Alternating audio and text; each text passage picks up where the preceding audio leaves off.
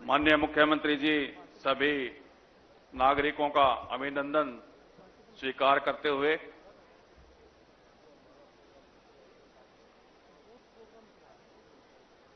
आप सभी जानते हैं महारानी लक्ष्मीबाई, नेताजी सुभाष चंद्र बोस, अमर शहीद चंद्रशेखर आजाद, राम प्रसाद बिस्मिल, राजगुरु सुखदेव, भगत सिंह जैसे वीरों ने अपना बलिदान देकर भारत को ब्रिटिश हुकूमत की बेड़ियों से आजाद करवाया था। सरदार वल्लभ भाई पटेल ने देश की बटी हुई रियासतों को एक करने का असाधारण काम किया था, जिसके परिणाम स्वरूप वसुधैव कुटुंबकम की मूल अवधारणा लिए भारत राष्ट्र की संरचना साकार हुई।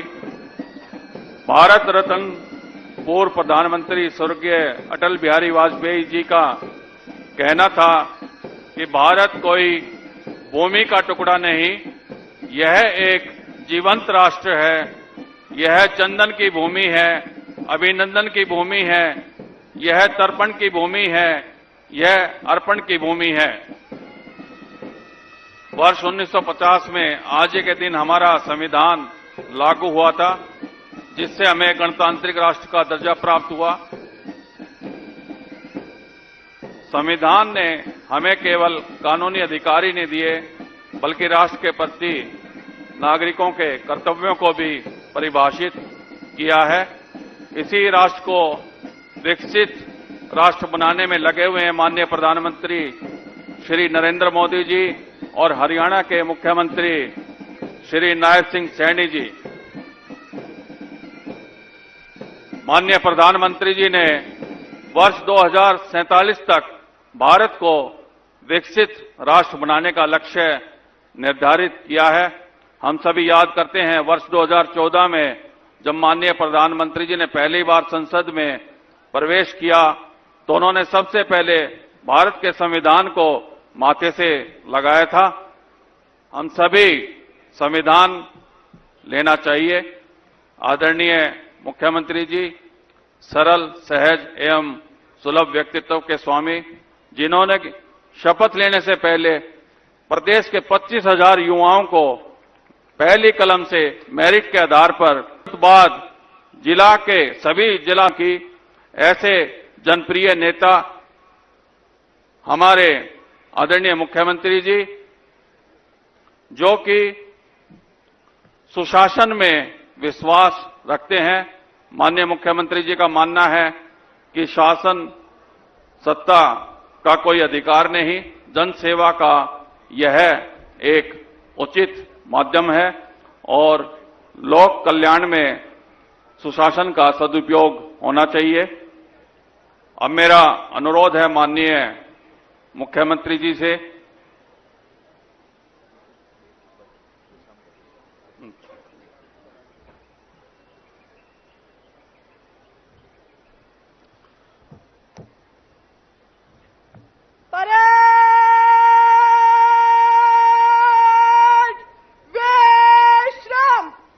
मैं परेड कमांडर एएसपी उत्तम जी का आभार व्यक्त करता हूं कि उन्होंने मार्च पास्ट का निरीक्षण करवाया। आदरणीय मुख्य अतिथि को मैं माननीय मुख्यमंत्री जी से अनुरोध करूंगा कि वे गणतंत्र दिवस समारोह के शुभ अवसर पर अपना अनुपम संदेश देकर हमें अनुग्रहित करें, कृतार्थ करें। आदरणीय मुख्यमंत्री जी। आदरणीय बुजुर्गों, स्वतंत्रता सेनानियों के परिजनों, प्यारे भाइयों बहनों, नौजवान साथियों और पावन तिरंगे के नीचे उपस्थित सभी राष्ट्र भक्तों,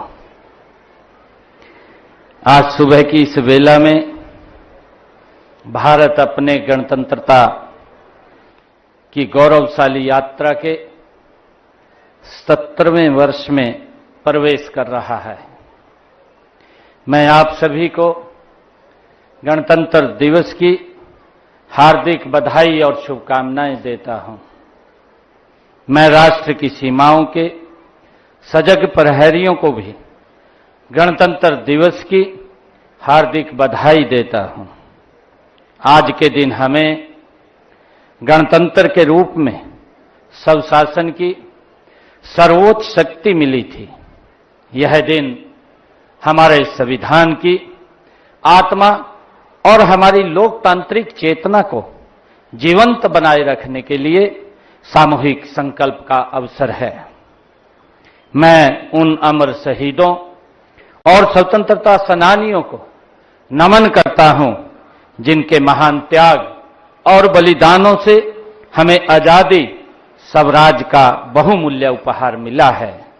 मैं संविधान शिल्पी बाबा साहेब डॉक्टर अंबेडकर भीमराव जी समेत संविधान सभा के सभी माननीय सदस्यों को भी मैं नमन करता हूं।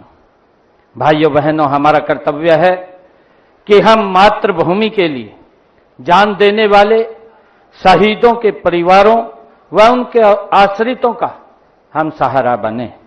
इस दिशा में हमने स्वतंत्रता सेनानियों व उनकी विधवाओं की पेंशन बढ़ाकर 40,000 रुपये मासिक की है।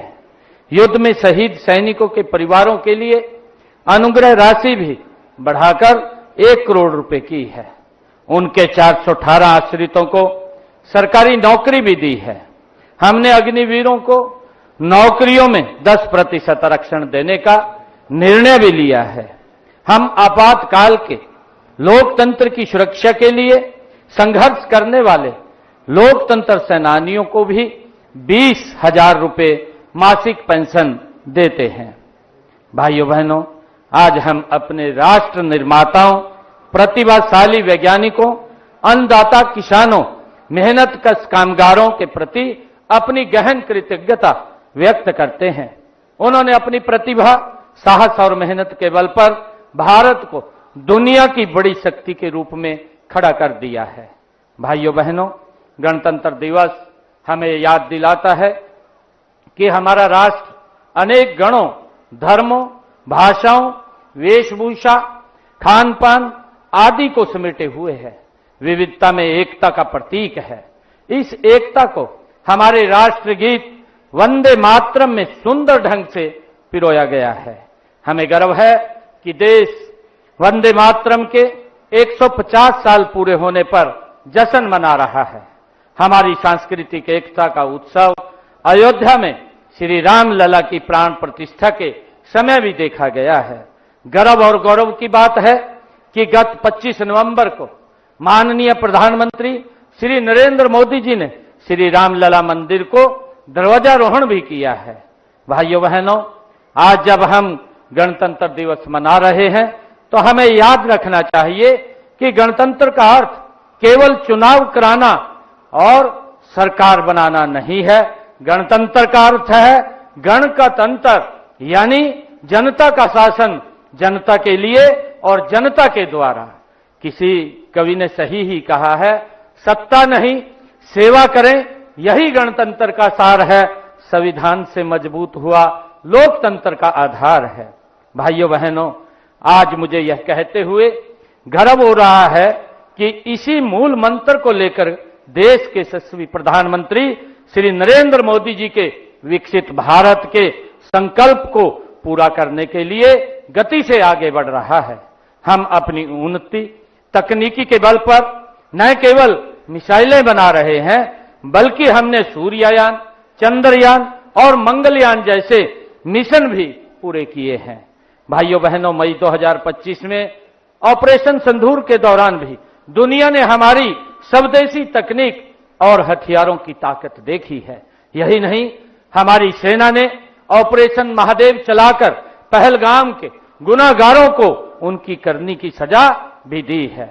भारत के यशस्वी प्रधानमंत्री नरेंद्र मोदी जी के दूरदर्शी व कुशल नेतृत्व में दुनिया की चौथी बड़ी आर्थिक शक्ति बन गया है। प्रधानमंत्री जी ने विकसित भारत व आत्मनिर्भर भारत की दिशा में एक और महत्वपूर्ण कदम बढ़ाते हुए जीएसटी सुधार लागू किए हैं। भाइयों बहनों, आज हमारा रक्षा क्षेत्र आत्मनिर्भरता की दिशा में तेजी से आगे बढ़ रहा है। मेक इन इंडिया और स्वदेशी अभियान ने हमें आयातक से निर्यातक राष्ट्र की ओर अग्रसर किया है। अंतरिक्ष रक्षा, सेमीकंडक्टर, ग्रीन एनर्जी और एआई जैसे क्षेत्र में हमारी उपलब्धियां उल्लेखनीय हैं। भाइयों बहनों, माननीय प्रधानमंत्री नरेंद्र मोदी जी ने श्रमिकों के कल्याण और गांव के विकास में एक और ऐतिहासिक कदम उठाते हुए विकसित भारत जी राम जी योजना शुरू की है। प्रिय प्रदेशवासियों, राष्ट्र की इस प्रगति यात्रा में हरियाणा प्रदेश का भी महत्वपूर्ण योगदान रहा है। मैं बताना चाहूंगा कि हरियाणा देश के क्षेत्रफल का मात्र 1.34% और जनसंख्या का 2.09%, लेकिन आज देश की जीडीपी ने हमारा योगदान 3.7% है। हरियाणा 3,53,000 रुपए प्रति व्यक्ति के साथ देश के बड़े राज्यों में प्रथम स्थान पर है। भाइयों बहनों, मुझे बताते हुए खुशी भी है कि हरियाणा प्रति व्यक्ति जीएसटी संग्रहण में देश में प्रथम स्थान पर है। State ease of doing business ranking में हरियाणा टॉप अचीवर्स कैटेगरी में ये शामिल है। उद्योगों को लॉजिस्टिक सुविधा देने हरियाणा देश में दूसरे तथा उत्तर भारत में ये पहले स्थान पर है। साथियों, हरियाणा ओलंपिक व अन्य अंतर्राष्ट्रीय खेल प्रतियोगिताओं में सर्वाधिक पदक जीतने वाला राज्य है। भाइयों बहनों, मुझे गर्व है कि आज गुरु द्रोण की नगरी गुरुग्राम में ध्वजारोहण का अवसर मुझे मिला है। मुख्यमंत्री के रूप में गणतंत्र दिवस पर ध्वजारोहण का यह मेरा दूसरा अवसर है। गुरुग्राम वह शहर है जहां गुरु द्रोणाचार्य की शिक्षा और आधुनिक तकनीक का ये मेल होता है। यहां की गगनचुंबी इमारतें, 250 से अधिक फॉर्च्यूनर कंपनियां और यहां का स्टार्टअप इकोसिस्टम इस बात का प्रमाण है कि यदि सही नीति और नियत हो तो हम क्या कुछ हासिल नहीं कर सकते हैं। यह प्रमुख कंपनियां आईटी, बीपीओ स्टार्टअप्स और ऑटोमोबाइल इंडस्ट्री का घर हैं। यह सब आपकी कड़ी मेहनत का ये परिणाम है। इसके लिए मैं सभी गुरुग्राम वासियों को हार्दिक बधाई देता हूं। गणतंत्र का यह पर्व हमारे अतीत को याद करने के साथ साथ हमारे वर्तमान और भविष्य की उस सुनहरी तस्वीर को भी देखने का है जिसने हमें सबने मिलकर पिछले 11 वर्षों में ये गढ़ा है। साथियों, हम सब जानते हैं कि दशकों तक सत्ताएं बदली लेकिन व्यवस्थाएं नहीं बदली।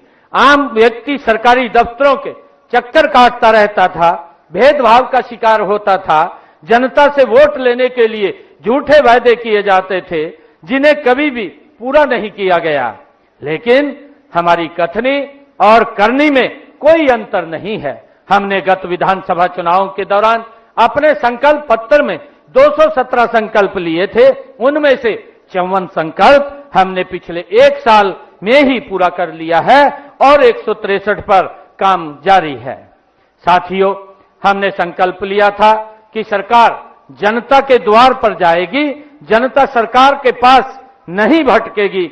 हमने पिछले 11 वर्षों में प्रदेश की जनता को उस लटकाने व भटकाने की व्यवस्था से मुक्ति दिलाई है। साथियों, लोगों को अपने सरकारी कामों के लिए दूर न जाना पड़े, इसके लिए हमने हांसी को नया जिला बनाया है। इससे पहले भी दादरी को भी जिला बनाया गया था। साथियों, आपको याद होगा वह दौर जब नौकरी के लिए पर्ची और खर्ची चलती थी, जब योग्यता रद्दी की टोकरी में डाल दी जाती थी। लेकिन आज हमारी बिना पर्ची बिना खर्ची के नौकरी देने की नीति, ऑनलाइन रजिस्ट्री, पारदर्शी ऑनलाइन ट्रांसफर पॉलिसी, पढ़ी लिखी पंचायतें और अंत्योदय अभियान की चर्चा पूरे देश में आज हो रही है। यह नए हरियाणा की ये तस्वीर है। साथियों, हमने ई गवर्नेंस का एक ऐसा नया और अनूठा मॉडल अपनाया है जिसने बिचौलियों की दुकानें बंद कर दी हैं। आज सभी सरकारी योजनाओं और सेवाओं का लाभ घर बैठे ही लोगों तक पहुंच रहा है। साथियों, किसी भी राज्य की प्रगति की पहली शर्त वहां की कानून व्यवस्था होती है। इसलिए हर नागरिक की जान और माल की सुरक्षा हमारी सरकार की सर्वोच्च प्राथमिकता है। हमारे ऑपरेशन ट्रैकडाउन, ऑपरेशन क्लीन और प्रहरी जैसी पहलों से अपराधियों में खौफ है। साथियों, इसी तरह गत 1 सितंबर से चलाए जा रहे ऑपरेशन हॉटस्पॉट डोमिनेशन में 2200 अपराधी गिरफ्तार किए गए। इन ऑपरेशन से प्रदेश में मादक पदार्थों की तस्करी और अवैध संपत्तियों पर लगाम लगी है। हमने पिछले साल नशा मुक्त हरियाणा अभियान भी चलाया है। इसमें 6000 से अधिक गिरफ्तारियां की हैं और नशा तस्करों की 12 करोड़ रुपए मूल्य की संपत्ति भी हमने जब्त की है। मेरे युवा साथियों, आप इस प्रदेश की रीढ़ हैं। मैंने विधानसभा के दौरान कहा था कि मैं पद ग्रहण करने के साथ ही 24,000 युवाओं को सरकारी नौकरी देने के नियुक्ति पत्र सौंपूंगा। इस वचन को निभाते हुए हमने नए मंत्रिमंडल के गठन के साथ ही 17 अक्टूबर 2024 को 24,000 युवाओं को सरकारी नौकरी दी है। गत एक साल में हमने 34,000 युवाओं को नौकरी दी जा चुकी है। इन्हें मिलाकर के पिछले 11 साल में 1,80,000 नौकरियां दी जा चुकी हैं। साथियों, हमने केवल सरकारी नौकरी ही नहीं बल्कि रोजगार सुरक्षा पर भी काम किया है। हमने कानून बनाकर हरियाणा कौशल रोजगार निगम के तहत कार्यरत युवाओं के भविष्य को भी सुरक्षित किया है। साथियों, प्रदेश के युवाओं को रोजगार सक्षम बनाने के लिए 1,14,000 युवाओं को कौशल प्रशिक्षण भी दिया गया है। साथियों, डंकी रूट की समस्या को खत्म करने के लिए हमने 26 मार्च 2025 को विधानसभा में बिल पास करवाकर कानून बनाया है। इसका उद्देश्य यात्रा एजेंट के अवैध और धोखाधड़ीपूर्ण लेन देन की जांच कर उन पर अंकुश लगाना है। भाइयों बहनों, हरियाणा की आत्मा हमारे गांव और खेतों में बसती है। किसान हित हमारी नीतियों के केंद्र में है और सदैव रहेगा। आज हरियाणा देश का एकमात्र ऐसा राज्य है जहां किसानों की 24 फसलों की खरीद न्यूनतम समर्थन मूल्य पर की जा रही है। यह मेरे किसान भाइयों के पसीने का सम्मान है। अब तक 12 लाख किसानों के खातों में फसल खरीद के सीधे 1,64,000 करोड़ रुपए डाले जा चुके हैं। साथियों, अब किसानों की फसल का पैसा एग्जिट गेट पास कटने के 48 घंटे के अंदर दे दिया जाता है। पहले प्रकृति की मार से जब किसान की फसल खराब होती थी तो उसे मुआवजे के लिए भटकना पड़ता था। हमने उस दर्द को समझा और समय पर मुआवजे के भुगतान के लिए ई क्षतिपूर्ति पोर्टल बनाया। हमने पिछले 11 सालों में फसल खराबे के मुआवजे के रूप में 15,448 करोड़ रुपए किसान के खाते में पहुंचाने का काम हमने किया है। साथियों, हमने अंग्रेजों के जमाने से चले आ रहे अभियान को भी जड़ से खत्म कर किसानों को बड़ी राहत दी है। कृषि भूमि पट्टा एक्ट लागू करके पट्टेदार किसानों को और भूमि मालिकों के बीच विश्वास भी बहाल किया है। साथियों, हमने किसानों को नकली खाद, बीज और कीटनाशक बेचने व बनाने वालों से बचाने के लिए नया कानून भी बनाया है। आज डिजिटल तकनीक ने खेती को बदल दिया है। हमने ड्रोन, रिमोट सेंसिंग, एआई आधारित निर्णय प्रणाली और डिजिटल खेती जैसे नवाचारों को आप किसान भाइयों तक पहुंचाने का काम किया है। मुझे गर्व है कि हमारे प्रगतिशील किसान भाइयों ने सब्जी व फलों की खेती करने के लिए net house, poly house, hi tech green net house आधुनिक तकनीकों को आज अपना रहे हैं। साथियों, देश की आजादी से लेकर एक लंबे समय तक गरीब कल्याण की बातें तो बहुत की गई, नारे बहुत लगाए गए, लेकिन वास्तविक लाभ उन तक कभी पहुंच नहीं पाया। हमने उस परिपाटी को बदला है। हमने गरीबों के उत्थान के लिए न केवल योजनाएं चलाई बल्कि यह भी सुनिश्चित किया है कि वे धरातल पर उतरें।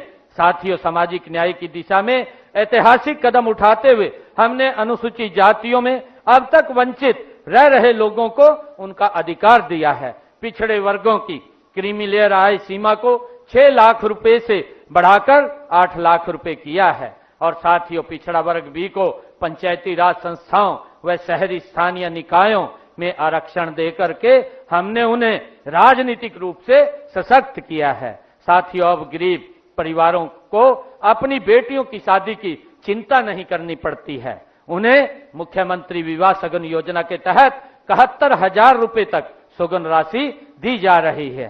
साथियों, गरीब के सिर पर अपनी छत हो, यह सपना पूरा करने के लिए प्रधानमंत्री आवास योजना के तहत हमने 56,000 मकान दिए गए हैं। साथ ही मुख्यमंत्री आवास योजना के तहत शहरों व गांवों में 27,000 से अधिक गरीब परिवारों को प्लाट भी दिए गए हैं। गांव में पंचायती भूमि पर बने 500 वर्ग गज तक के मकानों पर काबिज लोगों को मालिकाना हक देने का काम भी हमने किया है। साथियों, हमने सामाजिक सुरक्षा पेंशन बढ़ा करके 3,200 रुपए मासिक कर दी है, जो देश में सर्वाधिक है। दिव्यांग पेंशन का दायरा बढ़ाते हुए इसका लाभ 10 अन्य श्रेणियों को भी दिया गया है। साथियों, इसी प्रकार पीएम सूर्य घर मुफ्त बिजली योजना के अब तक 47,342 सोलर सिस्टम लगाए जा चुके हैं और दयालु योजना के तहत 55,777 परिवारों को 2,098 करोड़ रुपए की आर्थिक सहायता भी दी जा चुकी है। प्यारे प्रदेशवासियों, बीमारी अमीरी और गरीबी देखकर नहीं आती है, इसलिए हमने ऐसी व्यवस्था की है कि धन के अभाव में कोई भी इलाज से वंचित नहीं रहेगा। आयुष्मान भारत चिरायु योजना के तहत हमने लगभग 27 लाख लोगों को मुफ्त इलाज कराया है। गंभीर बीमारियों को ध्यान में रखते हुए हमने किडनी के रोग से पीड़ित रोगियों के लिए सभी सरकारी अस्पतालों और मेडिकल कॉलेजों में मुफ्त डायलिसिस की सेवाएं भी शुरू की हैं। साथियों, हीमोफीलिया व थैलीसीमिया बीमारी से ग्रस्त रोगियों को 3,000 रुपए मासिक पेंशन